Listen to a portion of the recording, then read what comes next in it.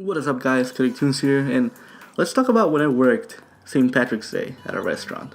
Just for clarification, this is a different Mexican restaurant, but this one was in downtown Denver, okay? And it was always packed. Like, we opened, I believe, at 11, and as soon as we opened the doors, we were slammed. Like, we just got table after table after table. It was a popular restaurant, it had good food, and it was downtown, so obviously it's gonna get slammed. This story, however, takes place on St. Patrick's Day. It was a nightmare. It was so awful. I don't even know how to describe this. When I worked there, I couldn't park my car near the restaurant because it's downtown. There's no parking space, so I would have to park like a 10-minute walk away to make it work. On that day, that 10-minute walk took me 30 minutes because of how many people were dressed. Also, I know it's a special day, but put on some clothes. I saw so many girls pretty much naked, and don't get me wrong, I don't mind it, but there's kids around, fam.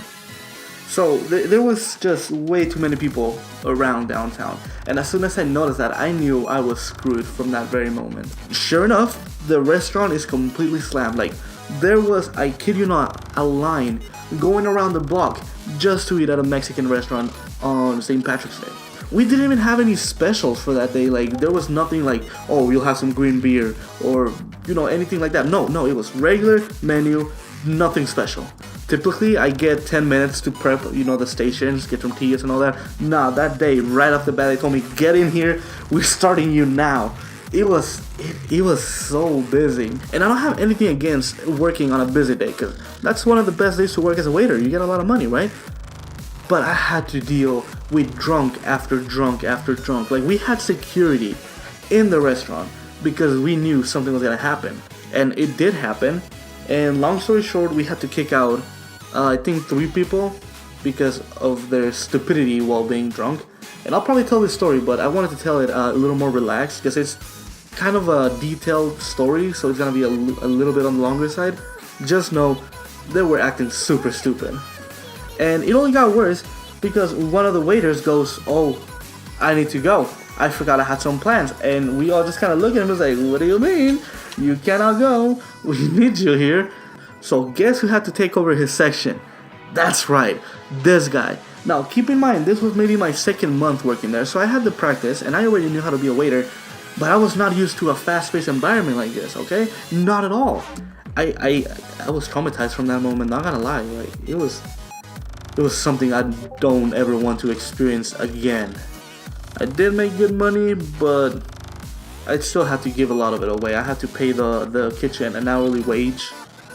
I had to give the bar, I think 15% of my tips. Then I had to give the busser 20% of my tips.